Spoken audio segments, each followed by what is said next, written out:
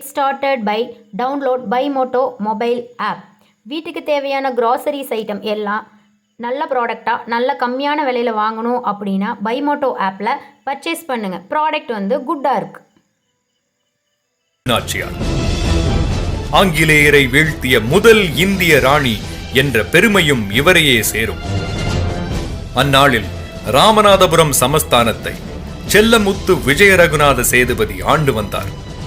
1730 ஆண்டில் அவருக்கும் முத்தாத்தாள் நாச்சியாருக்கும் பிறந்த வீரமகள் வேலு நாச்சியார். அவர் ஒரு வீரம் பொருந்திய ஆண்மகன் போலவே வளர்க்கப்பட்டார். வில்லும் வாளும் வளரியும் சிலம்பமும் கற்று தேர்ந்தவராய் விளங்கினார். தமிழ், ஆங்கிலம், பிரெஞ்சு, உருது போன்ற மொழிகளில் புலமை கொண்டிருந்தார்.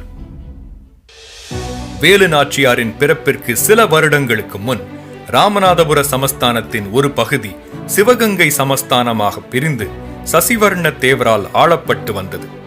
1746 ஆண்டில் ராமநாதபுர இளவரசி வேலு நாச்சியாரும் சிவகங்கை இளவரசர் முத்துவடுகநாத தேவரும் மணந்து கொண்டனர்.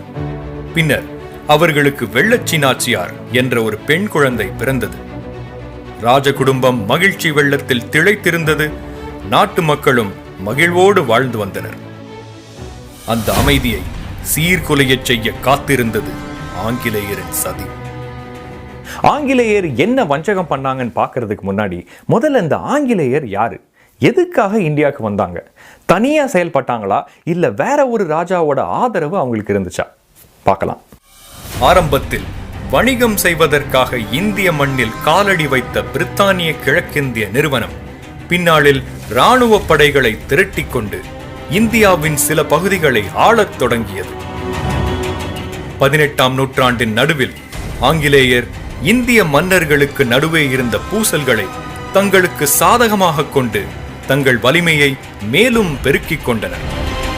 ஏற்கனவே மதுரை நாயக்க ராஜ்யத்தை முற்றிலுமாக கைப்பற்றியிருந்த ஆற்காடு நவாபிடம் ஆங்கிலேயர் கைகோர்த்து கொண்டனர். இந்நேரத்தில் ராமநாதபுர சமஸ்தானமும் சிவகங்கை சமஸ்தானமும் ஆற்காடு நவாபுக்கு கப்பம் கட்ட மறுத்தன.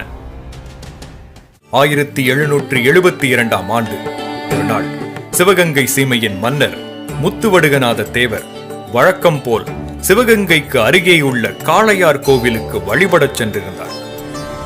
அப்போது நவாபின் சார்பாக கேப்டன் ஜோசப் ஸ்மித்தின் தலைமையில் அனுப்பப்பட்ட ஆங்கிலேய படை சிவகங்கை கோட்டையை தாக்கியது. அதே சமயம் ஆப்ரஹாம் போன்ஜோர் தலைமையில் இன்னொரு ஆங்கிலேய படை காளையார் கோவிலுக்குள் ரகசியமாக நுழைந்தது. போரை சற்றும் எதிர்பாராத மன்னர் ஆங்கிலேயரால் கொடூரமாக கொல்லப்பட்டார். மன்னரை கொன்றதோடு மட்டுமில்லாமல் கோவில் நகைகளையும் 50,000 பொற்காசுகளையும் சூறையாடி சென்றனர் ஆங்கிலேயர். மன்னரின் மரணச் செய்தி கேட்டு அதிர்ந்த வேலு நாச்சியார் தனது மந்திரி தளவாய் தாண்டவராய பிள்ளையின் உதவி கொண்டு சிறுமியாயிருந்த வெள்ளச்சி நாச்சியாரோடு திண்டுக்கல் அருகிலுள்ள விருப்பாட்சிக்கு தப்பிச் சென்றார். பின்னர் சிவகங்கை படையில் இருந்த மருது சகோதரர்களும் வேலு நாச்சியாரை வந்தடைந்தனர். மறுபுறம் சிவகங்கையில் தப்பிச் சென்ற ராணியின் மறைவிடத்தை காட்டிக் கொடுக்குமாறு நாச்சியாரின் மெய்காப்பாளராக இருந்த உடையாளை ஆங்கிலேயர் துன்புறுத்தினர். ஆனால் விசுவாசியான உடையாள் அவர்களுக்கு கீழ்ப்படிய மறுக்க ஆங்கிலேயரால் கொடூரமாக கொல்லப்பட்டார். உடையாளின் மரணச் செய்தி கேட்ட வேலு நாச்சியாருக்கு நெருப்பில் எண்ணெய் இட்டது போல் இருந்தது. ஆங்கிலேயரை பழி தீர்த்து தனது ராஜ்யத்தை மீட்டெடுக்க சபதம் கொண்டார் வேலு நாச்சியார். ஏற்கனவே தனது கணவர் கொல்லப்பட்டதுனால வெறியில இருந்த வேலு நாச்சியாருக்கு உடையாளோட கொலை நெருப்புல எண்ணெயை ஊத்தின மாதிரி இருந்துச்சு. ஆனா அந்த கோபத்தை ஆக்கப்பூர்வமா செலுத்தினாங்க. ஆங்கிலேயரை எதிர்க்க ஒரு புதிய படையை உருவாக்க ஆரம்பிச்சாங்க. உடையாளின் நினைவாக உடையாள் பெண்கள் படை என்ற பெயரில் பெண்கள் மட்டுமே கொண்ட ஒரு படையை நிறுவி அதற்காக பல பெண்களை திரட்டி போர்க்கலைகள் அனைத்தையும் கற்றுக் கொடுத்தார். அப்படைக்கு தலைவியாக குயிலி என்ற பெண்ணை நியமித்தார். அடர்ந்த காடுகளில் மறைந்து வாழ்ந்த அந்த நாட்களில் வேலு நாச்சியார் தனது இருப்பிடத்தை அடிக்கடி மாற்றிக்கொள்ள வேண்டியிருந்தது. அப்படி இருந்தாலும் தன் படைக்கான பயிற்சிகளையும் ஆங்கிலேயருக்கு எதிரான போர் முறைகளை திட்டமிடுதலையும் அவர் தவறவிடவில்லை. இதே நேரத்தில் சிவகங்கையை தனது ராஜ்யத்தோடு இணைத்த ஆற்காடு நவாப் வாலஜா சிவகங்கையை ஹுசைன் நகர் என பெயர் மாற்றம் செய்தார். பின்னாளில் மைசூர் நவாப் ஹைதர் அலியிடம் வேலு நாச்சியார் இராணுவ உதவி கேட்டுச் சென்றபோது அவர் ஆங்கிலேயரை எதிர்த்து போரிட காலாட்படையையும் குதிரை படையையும் அளித்து உதவினார். 8 ஆண்டுகள் உருண்டோடின. வேலு நாச்சியாரும் அவரது கைதேர்ந்த படையும் ஆங்கிலேயரை எதிர்க்க தயாராக இருந்தனர். ஆனாலும் வேலு நாச்சியாரின் போர் ஆயுதங்கள் ஆங்கிலேயரின் ஆயுதங்களுக்கு முன் துச்சமாக இருந்தன. வேலு நாச்சியாரோட படைக்கு பழி வாங்கணுங்கிற வெறி இருந்துச்சு, கையில பலம் இருந்துச்சு. ஆனா சிவகங்கை கோட்டையை தகர்க்கிறதுக்கு எந்த ஒரு போர்க்கருவியும் இல்லை. ஆனா இங்கதான் வேலு நாச்சியாரோட போர் தந்திரம் வருது. ஒவ்வொரு வருடமும் விஜயதசமி அன்று சுற்றுவட்டார கிராமங்களில் உள்ள பெண்கள் அனைவரும் சிவகங்கை அரண்மனை வளாகத்தில் இருக்கும் ராஜராஜேஸ்வரி கோவிலுக்கு திரண்டு வருவது வழக்கம்.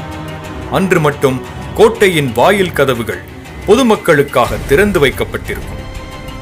அப்படி ஒரு விஜயதசமி நாளில் குயிலியும் உடையாள் படையும் மக்களோடு மக்களாக கலந்து கோட்டைக்குள் ஊடுருவுவதே வேலு நாச்சியாரின் திட்டம். மருது சகோதரர்களும் அவர்களுடைய படையும் குயிலியும் உடையாள் படையும் வேலு நாச்சியாரும் அந்நாளுக்காக பழிவரியோடு காத்திருந்தனர். 1780 ஆண்டு விஜயதசமி உடையாள் படை மறைத்து வைக்கப்பட்ட ஆயுதங்களோடு சிவகங்கை கோட்டைக்குள் சென்றடைந்தனர். தக்க சமயத்தில் குயிலியின் ஆணைப்படி உடையாள் படை ஆங்கிலேயரை தாக்கத் தொடங்கியது. அந்நேரத்தில் குயிலி கோவிலின் பின்னால் இருந்த ஆங்கிலேயரின் ஆயுதக் கிடங்கை நோக்கி ஓடினான். கோயிலில் வைக்கப்பட்டிருந்த நெய்யை தன் மீது ஊற்றிக்கொண்டு தீ வைத்து ஆயுதக் கிடங்கினுள் குதித்தாள். ஆங்கிலேயரின் ஆயுதக் கிடங்கு வெடித்து சிதறியது. உடனே வேலு நாச்சியார் தன் படையுடன் உள்ளே புகுந்து ஆங்கிலேயரின் படையை வீழ்த்தி பழி தீர்த்து தனது ராஜ்யத்தை